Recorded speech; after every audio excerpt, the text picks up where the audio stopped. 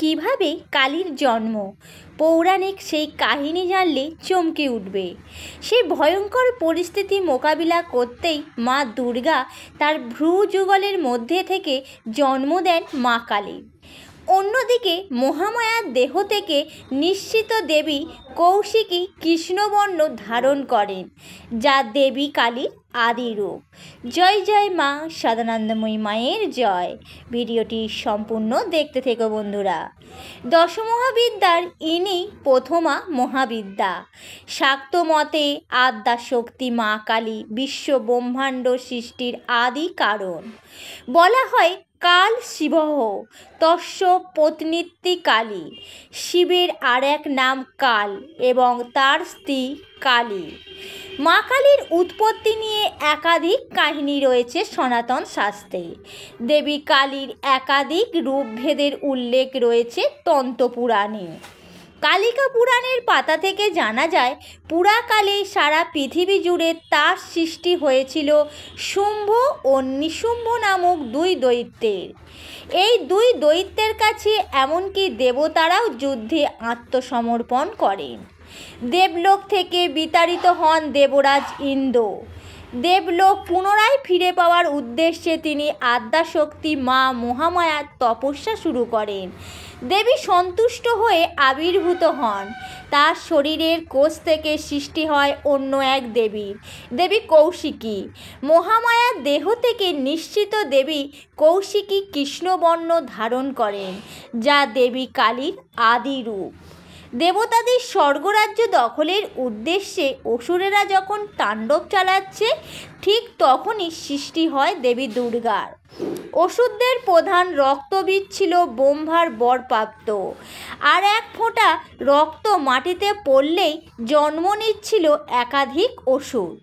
আর সেই ভয়ঙ্কর পরিস্থিতি মোকাবিলা করতেই মা দুর্গা তার ভ্রু যুগলের মধ্যে থেকে জন্ম দেন মা কালীর। ভয়াবহ রুদ্রমূর্তি মা কালীর এক এক করে সব অসুর বধ করেন নিজের হাতে। অসুরের শরীর থেকে এক ফোঁটা রক্তক্ষরণ হলেও তা জিভ দিয়ে লেহন করতে থাকেন দেবী।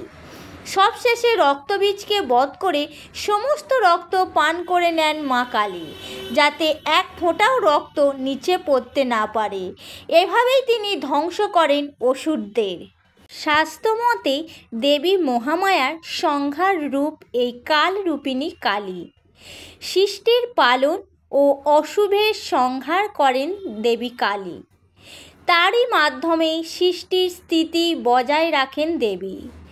দেবী মহামায়ার এই সংহার রূপ সৃষ্টির বর্ণনা আছে কালিকা পুরাণে।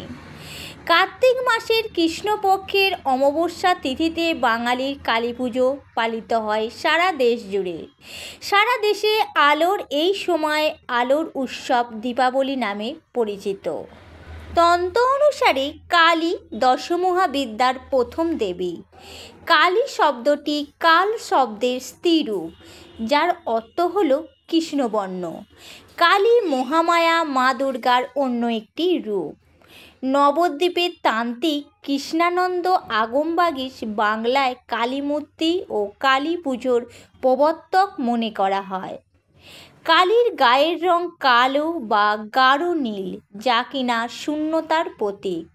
কালীর বাহন শৃগাল। ভয়ঙ্কর পরিস্থিতি মোকাবিলা করতে মা কালীকে ডাকা হয়। মা কালী অশুভ শক্তির বিনাশ করে শুভ শক্তির সঞ্চার করে। বন্ধুরা, আজকে এই পর্যন্তই রইল আমার ভিডিও। আশা করি ভিডিওটি তোমাদের ভালো লেগেছে। যদি ভালো লেগে থাকে তাহলে একটি ছোট্ট করে লাইক করে দিও। তোমার প্রিয়জন বন্ধুবান্ধবদের সাথে শেয়ার করে দিও, যাতে তারাও মা কালীর সৃষ্টির এই কাহিনী জানতে পারে। আর যারা প্রথম থেকে সাবস্ক্রাইব করে আছো তাদের অনেক অনেক ধন্যবাদ।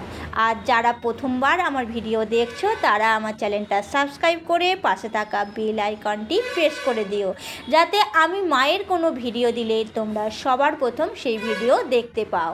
আর তোমরা কী ধরনের ভিডিও দেখতে চাও তা কমেন্টের মাধ্যমে আমাকে অবশ্যই জানাবে। জয় জয় মা সদানন্দময়ী মায়ের জয়।